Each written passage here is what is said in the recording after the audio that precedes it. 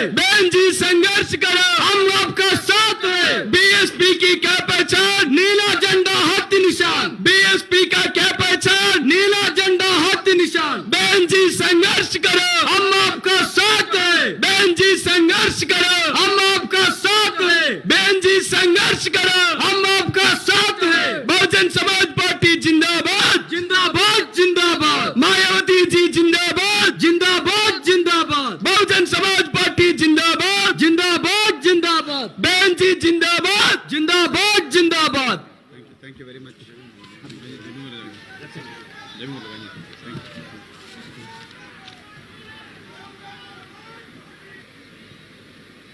ఈరోజు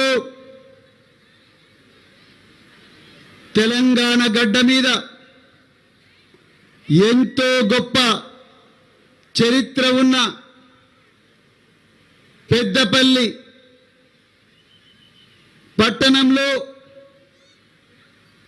మన తెలంగాణ ప్రజలందరినీ, మరి ముఖ్యంగా ఈ పెద్దపల్లి జిల్లా, ఉమ్మడి కరీంనగర్ జిల్లా, ఆదిలాబాద్ జిల్లా, ఉత్తర తెలంగాణ ప్రజలను తరతరాలుగా జరుగుతున్న దోపిడీ నుండి, దౌర్జన్యాల నుండి,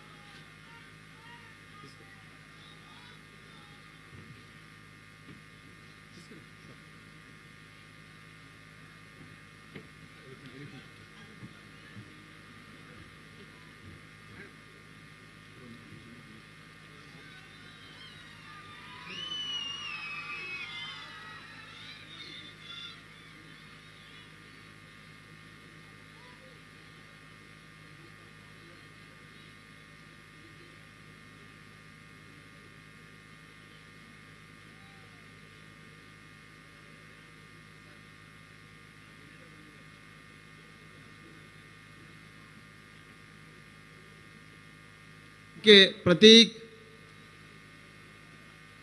बहन जी कुमारी मायावती जी को अपने कीमती वाला ख्यालत यहाँ के उत्तर तेलंगाना के लोगों का सामने पेश करने का अनुरोध करता हूँ। और दासरी उषा जी, आप बहुजन समाज पार्टी का जातीय अध्यक्ष बहन जी कुमारी मायावती का संदेश को ट्रांसलेट करेंगे। दासरी उषा मन पेद्दपल्ली बिड्ड मरी बहन जी गारी संदेशाన్ని మనందరికీ తెలుగులో వివరిస్తారు। ధన్యవాదాలు। हैंड में करेंगे ना, हैंड में ना।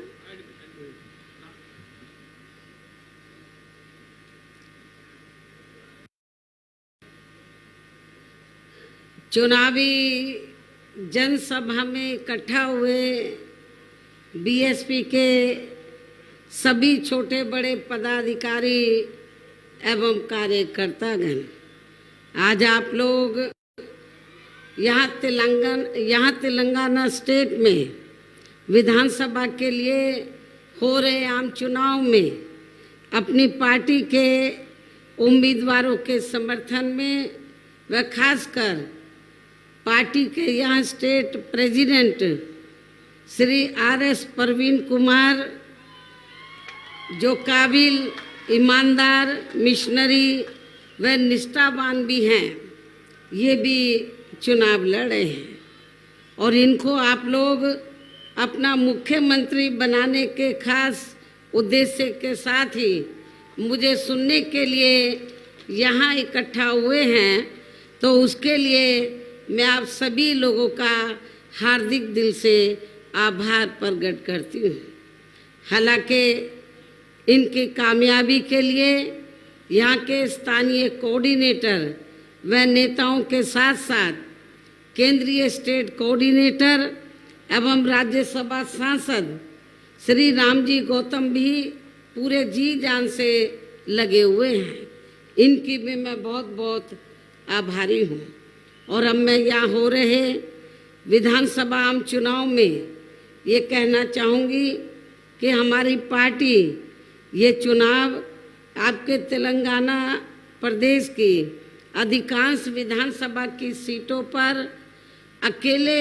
अपने बलबूते पर ही पूरी तैयारी व दमदारी के साथ ये चुनाव लड़ रही है। इसके साथ ही हमने बीएसपी से जुड़ने की तादाद को ध्यान में रखकर फिर उसी अनुपात में ही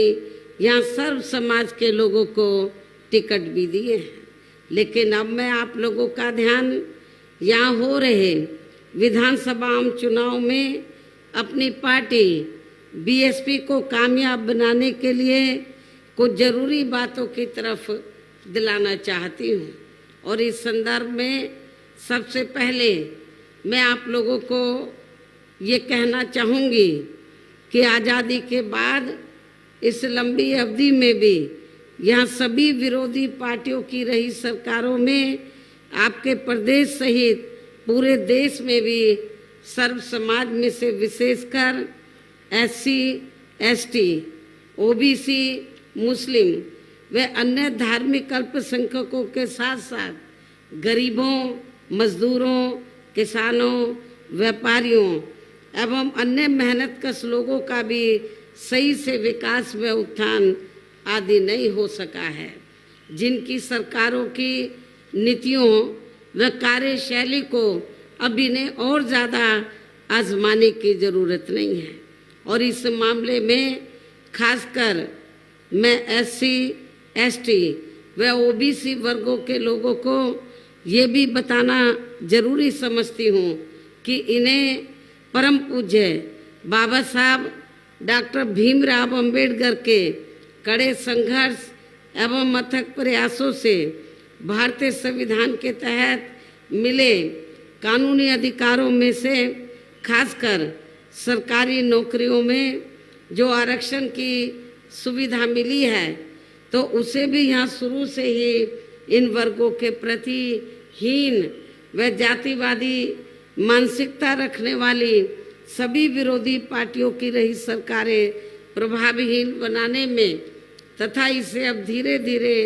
खत्म करने की भी पूरी कोशिश में लगी हुई हैं। यही मुख्य वजह है कि देश में आज़ादी के बाद व शुरू में केंद्र व अधिकांश राज्यों में भी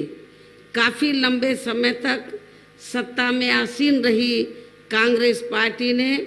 और अब पिछले कुछ वर्षों से केंद्र एवं काफ़ी राज्यों में भी बीजेपी व अन्य विरोधी पार्टियों की भी रही सरकारों ने इनका ये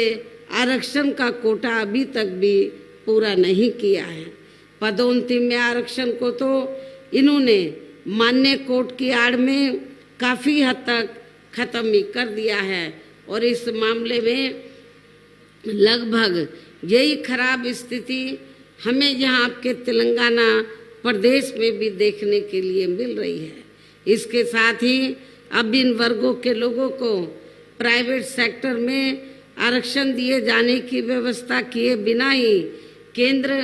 व राज्यों में भी ज़्यादातर सरकारी कार्य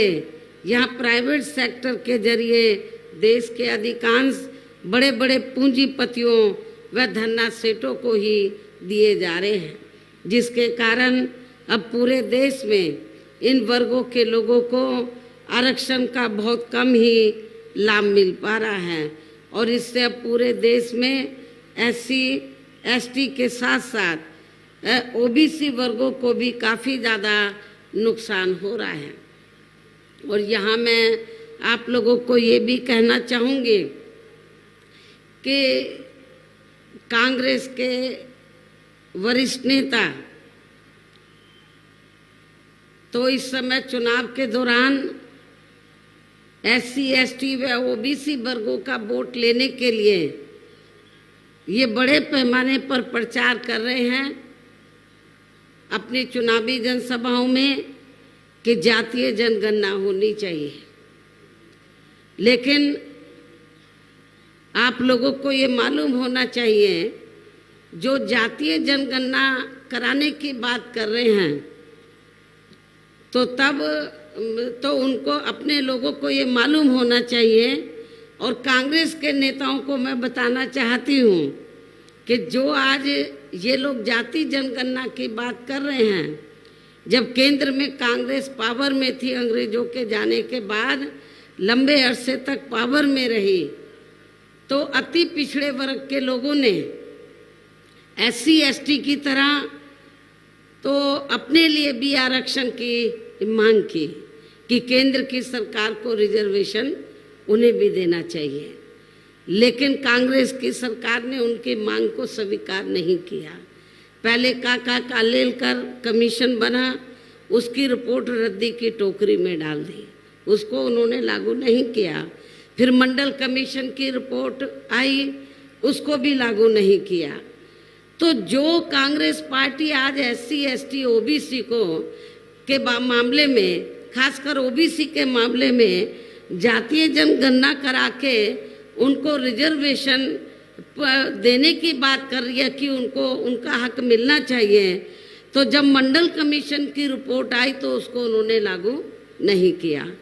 और मंडल कमीशन की रिपोर्ट को हमारी पार्टी बनी थी, तो पूरे देश में हमारी पार्टी ने इसको लागू कराने के लिए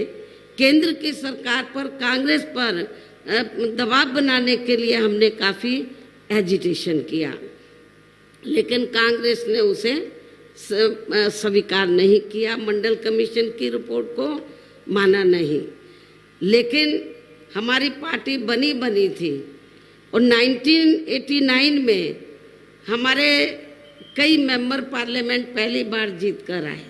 1984 में पार्टी बनी, 89 में हमारे कई मेंबर पार्लियामेंट लोकसभा में जीत कर आए। मैं खुद भी यूपी से, बिजनौर से लोकसभा की पहली बार मेंबर पार्लियामेंट बनी, तो हमारे कई MP जीत कर आए। तो उस समय केंद्र में कांग्रेस सत्ता से बाहर हुई, श्री BP सिंह के नेतृत्व में मिली जुली सरकार बनी। श्री BP सिंह ये चाहते थे कि BSP भी सरकार में शामिल हो, और BP सिंह जी ने ये कहा मान्यवर श्री कांशीराम जी से कि हम मायावती को जो भी मिनिस्ट्री बड़ी चाहे हम देने के लिए तैयार हैं, लेकिन सरकार में शामिल हो जाए। तो उस समय हमने श्री BP सिंह को ये कहा, वो प्रधानमंत्री थे, हमने उनको ये कहा कि हमें कोई बड़ा मंत्रालय आपका नहीं चाहिए, हमारी 2 मांगे हैं। पहली मांग ये है कि मंडल कमीशन की रिपोर्ट को लागू करो, जो कांग्रेस ने लागू नहीं की है। और दूसरी मांग ये है कि हमारे लोग कांग्रेस से ये लंबे अरसे से मांग करते रहे कि जिन्होंने भारतीय संविधान बनाया तो बाबा साहब को भारत रत्न की उपाधि से सम्मानित किया जाना चाहिए। हमारी 2 मांगे स्वीकार कर लो, हमें मिनिस्ट्री नहीं चाहिए, हम आपको समर्थन दे देंगे। श्री BP सिंह की सरकार ने हमारी इन दोनों मांगों को मान लिया। इसलिए अन्य पिछड़े वर्गों के लोगों को ये मालूम होना चाहिए कि इन्हें, यानी कि OBC वर्गों के लोगों को मंडल कमीशन की रिपोर्ट के तहत आरक्षण की ये सुविधा केंद्र में कांग्रेस पार्टी की रही सरकार में नहीं मिली है, बल्कि BSP के कड़े संघर्ष एवं अथक प्रयासों से ही केंद्र में रही श्री BP सिंह की सरकार में इन्हें ये सुविधा मिली है, जिसका अब यहाँ जातिवादी विरोधी पार्टियों की सरकारें इन्हें पूरा लाभ नहीं दे पा रही हैं। इसके साथ ही श्री BP सिंह की सरकार में इन वर्गों के मसीहा परम पूज्य बाबा साहब डॉक्टर भीमराव अंबेडकर को भी यहाँ भारत रत्न की उपाधि से सम्मानित किया गया है, जिसके लिए वो हर प्रकार से पात्र भी थे, जो बहुत पहले ही इनको ये सम्मान मिल जाना चाहिए था, जिसके लिए विशेषकर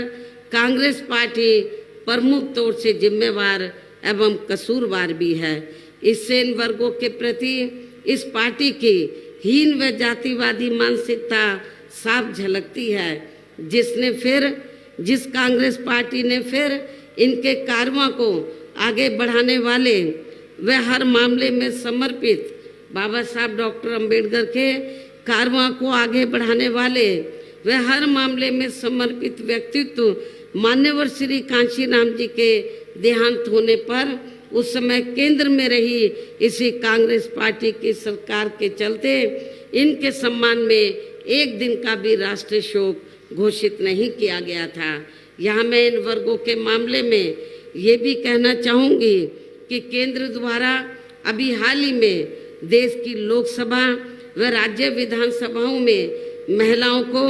जो 33% आरक्षण देने की व्यवस्था की गई है,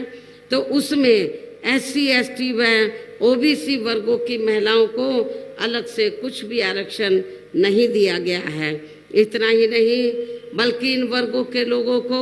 जुल्म जाति से निजात दिलाने के लिए जो अनेकों नियम व कानून आदि बने हैं, तो उन पर भी केंद्र व अधिकांश राज्यों की सरकारें सही से अमल नहीं कर पा रही हैं, जिससे अब यहाँ खासकर दलितों व आदिवासियों के ऊपर SC व ST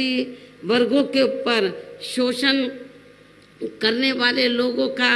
मनोबल और भी ज़्यादा बढ़ रहा है। और ये सब हमें यहाँ के तेलंगाना प्रदेश में भी काफ़ी कुछ देखने के लिए मिल रहा है। और इतना ही नहीं, यहाँ की वर्तमान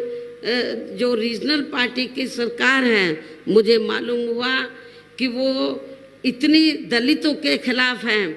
कि दलित लोग अपने पैरों पर खड़े ना हों, वो सत्ता में ना आए, अपनी सरकार ना बना सके, तो हमारे जो स्टेट के प्रेसिडेंट हैं तो उनके ऊपर फर्जी FIR दर्ज करा दी, उनके ऊपर और उनके बेटे के ऊपर। तो इससे इनकी दलित विरोधी मानसिकता जो है वो साफ झलकती है। तो इसी प्रकार हमें पूरे देश में मुस्लिम व अन्य धार्मिक अल्पसंख्यक समाज के लोगों की भी हालत कोई खास अच्छी नज़र नहीं आती है। इसके साथ साथ अपर कास्ट समाज में से खासकर गरीब लोगों की भी आर्थिक स्थिति अभी भी पूरे देश में यहाँ काफ़ी ज़्यादा खराब व दयनीय हालत में बनी हुई है। इनके अलावा आपके प्रदेश सहित पूरे देश में सर्व समाज में से विशेषकर यहाँ गरीब, मजदूर, किसान, कर्मचारी, छोटे व्यापारी एवं अन्य मेहनतकश लोग भी अपनी विभिन्न समस्याओं को लेकर अभी भी हमें काफ़ी ज़्यादा दुखी ही नज़र आते हैं। इनमें से किसान वर्ग तो केंद्र की वर्तमान भाजपा सरकार द्वारा बनाई गई इनके गलत नीतियों के कारण काफ़ी ज़्यादा परेशान व आंदोलित भी रहा है। लेकिन इन सब की मुख्य वजह हमारी पार्टी केंद्र व आपके तेलंगाना स्टेट में भी यहाँ तक की रही सभी विरोधी पार्टियों की सरकारों की जातिवादी, पूंजीवादी व संकीर्ण मानसिकता के तहत बनाई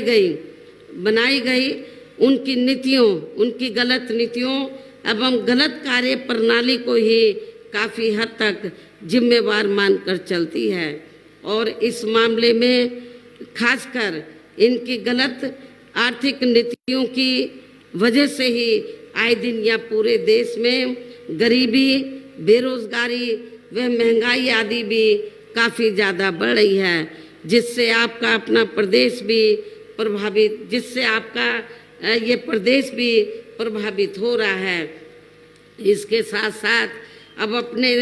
अपने देश में भ्रष्टाचार भी हर स्तर पर काफ़ी ज़्यादा बढ़ रहा है, जिससे आपका खुद का अपना तेलंगाना प्रदेश भी अछूता नहीं रहा है। और इन सब के लिए हमारी पार्टी आज़ादी के बाद से लेकर अभी तक केंद्र व देश के अधिकांश राज्यों में तथा आपके खुद के अपने तेलंगाना प्रदेश में भी ज़्यादातर सत्ता यहाँ गलत पार्टियों में से खासकर कांग्रेस यहाँ की रीजनल पार्टी को ही काफ़ी हद तक जिम्मेवार मानकर चलती है। क्योंकि जब ये तेलंगाना अलग से स्टेट नहीं था, आंध्रा का हिस्सा होता था, तो कांग्रेस पार्टी यहाँ सत्ता में लंबे अरसे तक आसीन रही। तेलंगाना स्टेट बना तो यहाँ की रीजनल पार्टी सत्ता में आसीन रही। और जब ये अलग से स्टेट बन रहा था तो आप लोगों को मैं ये बताना चाहती हूँ कि बहुजन समाज पार्टी ने पार्लियामेंट के अंदर और आपके यहाँ तेलंगाना क्षेत्र में भी तो इसका विरोध नहीं किया था, इसका समर्थन किया था। और जब ये विधेयक आया पार्लियामेंट में तो हमने उसके समर्थन में वोट दिया था। तो ये भी आप लोगों को मालूम होना चाहिए, जबकि पूरे देश में बीएसपी ही अकेली एक ऐसी पार्टी है जो सर्व समाज के लोगों की सभी समस्याओं का समाधान करके उन्हें हर मामले में हर स्तर पर यह खुशहाल बना सकती है। और इसी आधार पर चलकर ही आबादी के हिसाब से देश के सबसे बड़े प्रदेश अर्थात उत्तर प्रदेश में तो 4 बार हमारी पार्टी ने अपने नेतृत्व में वहाँ सरकार बनाई है। 4 बार वहाँ अपने नेतृत्व में सरकार बनाई है। और हमने अपनी सभी चारों रही सरकारों में अपनी पार्टी की विचारधारा एवं सिद्धांतों के तहत चलकर वैसे तो वहाँ सर्व समाज के हितों का पूरा ध्यान रखा है, लेकिन सभी मामलों में प्राथमिकता पहले हमने वहाँ सर्व समाज में से विशेषकर उन वीकर सेक्शन के लोगों को तथा गरीब एवं असहाय लोगों को ही दी है, जिनके वहाँ हर मामले में व हर स्तर पर सभी विरोधी पार्टियों की रही सरकारों में उनकी हीन जातिवादी संकीर्ण व पूंजीवादी सोच होने के कारण काफ़ी ज़्यादा उपेक्षा की गई है। इसके साथ साथ हमने उत्तर प्रदेश में गरीब एवं बेरोजगार लोगों को दूसरी पार्टियों की रही सरकारों की तरह मामूली सा बेरोजगारी भत्ता ना देकर उन्हें बड़ी तादाद में सरकारी एवं गैर सरकारी क्षेत्रों में स्थायी रोजगार भी उपलब्ध कराए हैं। इसके साथ ही गरीब भूमिहीन लोगों को खेती करने के लिए हमने वहाँ उन्हें फ्री सरकारी ज़मीन भी दी है, जिससे वहाँ लाखों गरीब लोगों को फ़ायदा पहुँचा है। इसके अलावा हमारी पार्टी की रही सरकार ने वहाँ विभिन्न क्षेत्रों में लगे लोगों के हितों में भी अनेकों महत्वपूर्ण एवं ऐतिहासिक कार्य किए हैं। वहाँ हमने छात्रों, युवाओं, महिलाओं व बुजुर्गों आदि के हितों में अनेकों महत्वपूर्ण ऐतिहासिक फैसले लिए हैं, कार्य किए हैं, जिससे उन्हें काफ़ी ज़्यादा लाभ पहुंचा है, जिसकी नकल अब देश के बाकी राज्यों की सरकारें कर रही हैं, लेकिन उनकी नीयत साफ नहीं है, इसलिए उसका फ़ायदा इन लोगों को पूरा नहीं मिल पा रहा है। साथ ही हमने उत्तर प्रदेश में सर्व समाज के लोगों के ऊपर किसी भी प्रकार की कोई जुल्म जाति आदि भी नहीं होने दी है। इतना ही नहीं बल्कि हमारी पार्टी की रही सरकार ने यहाँ अपने देश में दलित एवं अन्य पिछड़े वर्गों में समय समय पर जन्मे हमारे महान संतों, गुरुओं व महापुरुषों में भी खासकर महात्मा ज्योतिराव फूले, छत्रपति शाहू जी महाराज, श्री नारायण गुरु, बाबा साहब डॉक्टर भीमराव अंबेडकर एवं मान्यवर श्री कांशीराम जी आदि को भी विभिन्न रूपों में पहली बार वहाँ पूरा आदर सम्मान दिया है, जिन्हें विरोधी पार्टियों के लोग अभी तक भी आसानी से पचा नहीं पा रहे हैं। इस प्रकार से उत्तर प्रदेश में हमारी पार्टी ने अपने सभी चारों रहे शासनकाल के दौरान वहाँ हर मामले में व हर स्तर पर सर्व समाज के लोगों को काफ़ी बेहतरीन सरकार दी है। और यदि आप लोग भी यहाँ अपने तेलंगाना स्टेट में आम जनहित के व खासकर कमज़ोर एवं उपेक्षित वर्गों के हितों में ऐसे ही कार्य करना चाहते हैं तो फिर आप लोगों को भी उत्तर प्रदेश की तरह यहाँ अपने तेलंगाना स्टेट में भी अपनी पार्टी को हर मामले में मजबूत बना के यहाँ अपनी खुद की सर्वजन हिताय व सर्वजन सुखाय की नीतियों पर आधारित सरकार बनानी होगी, जिसके लिए अब आप लोगों को यहाँ अपने तेलंगाना स्टेट में विधानसभा के लिए हो रहे आम चुनाव में अपनी पार्टी का बेहतर रिजल्ट लाना होगा। और इसके लिए आप लोगों को वोट पड़ने तक यहाँ की रीजनल पार्टी जो सत्ता में है, यहाँ की सत्ताधारी पार्टी व अन्य सभी विरोधी पार्टियों के साम दाम दंड भेद आदि अनेकों हथकंडों से भी जरूर सावधान रहना है। और इस मामले में खासकर आप लोगों को विरोधी पार्टियों के जारी किए गए उनके हवाई व प्रलोभन भरे चुनावी घोषणा पत्रों आदि के बहकावे में तो कतई भी नहीं आना है, जिन्हें ये पार्टियां सत्ता में आने के बाद अधिकांश अमल में नहीं लाती है, जिस पर से अब जनता का काफ़ी हद तक विश्वास ही उठ गया है। इसलिए हमारी पार्टी किसी भी चुनाव में अपना कोई भी चुनावी घोषणा पत्र आदि जारी नहीं करती है। वैसे भी हमारी पार्टी कहने में बहुत कम बल्कि कार्य करके दिखाने में ही ज़्यादा विश्वास रखती है। और अब मेरा यही कहना है कि आप लोगों को अपने खुद के व अपने तेलंगाना स्टेट के भी हित में यहाँ अपनी पार्टी बीएसपी की ही सरकार बनाना बहुत ज़रूरी है। तभी फिर यहाँ आपके प्रदेश में परम पूज्य बाबा साहब डॉक्टर भीमराव अंबेडकर एवं मान्यवर श्री कांशीराम जी आदि का भी अधूरा सपना जरूर साकार हो सकता है। इसके साथ ही तभी फिर यहाँ अपनी पार्टी के स्टेट प्रेसिडेंट व हर मामले में कुशल नेतृत्व श्री आर.एस. परवीन कुमार को भी तेलंगाना स्टेट का मुख्यमंत्री बनाया जा सकता है, जिन्होंने अपनी आईपीएस की सरकारी नौकरी से इस्तीफा देकर व वीआरएस लेकर अब ये पूरे जी जान से अपनी पार्टी को यहाँ मजबूत बनाने में लगे हैं,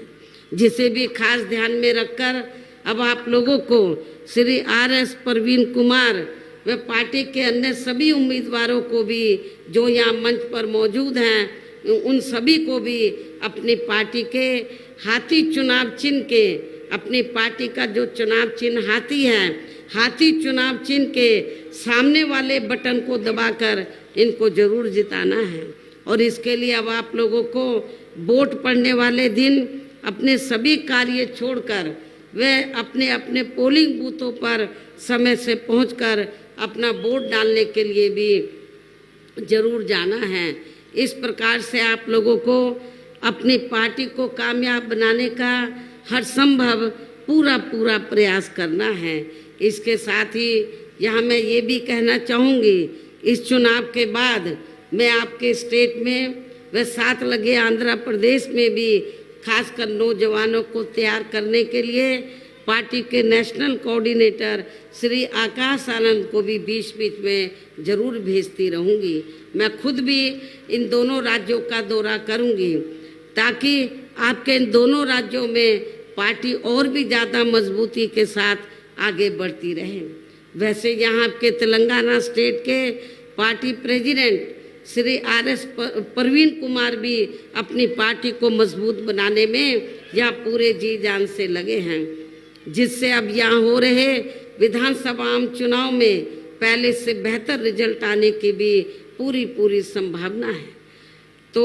इन्हीं जरूरी बातों के साथ ही अब मैं पुनः अपनी पार्टी के सभी उम्मीदवारों को जो आपके सामने यहाँ खड़े हैं, अपनी पार्टी के सभी उम्मीदवारों को बीएसपी का जो चुनाव चिन्ह हाथी है, हाथी चुनाव चिन्ह के सामने वाले बटन को दबाकर इनको भारी वोटों के अंतर से जिताने की पुरजोर अपील करते हुए अब मैं अपनी बात यही समाप्त करती हूँ। जय भीम, जय भारत।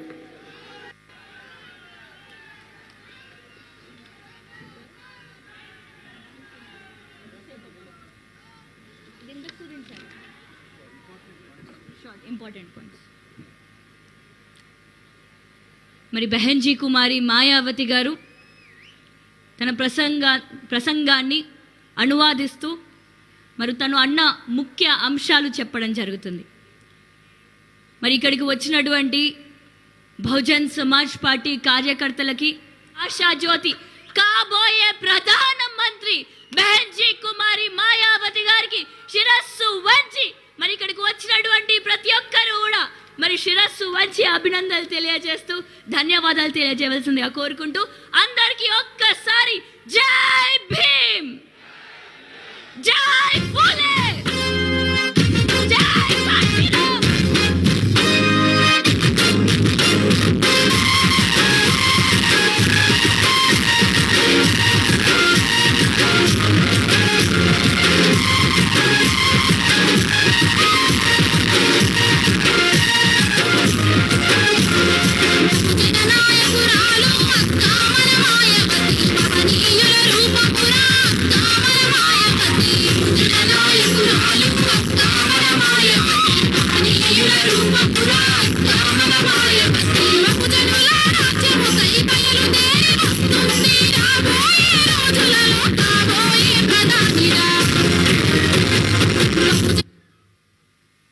కేసీఆర్